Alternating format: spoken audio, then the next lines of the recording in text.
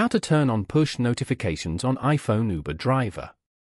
To get started, first of all go ahead and open up the Settings application on your phone.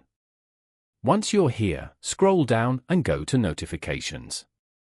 On this page, scroll down to the Notification Style section and tap on the Uber app. Then, turn on the Allow Notification switch. You can now manage the app notification settings from here. Go to the Always Deliver Immediately section and then turn on the time-sensitive notification switch. Time-sensitive notifications are always delivered immediately and remain on the lock screen for an hour. After that, scroll down and turn on the sound switch. And then, tap on Show Previews. Here, select When Unlocked. Following these steps, you can easily turn on push notifications on iPhone Uber driver. Thank you for watching.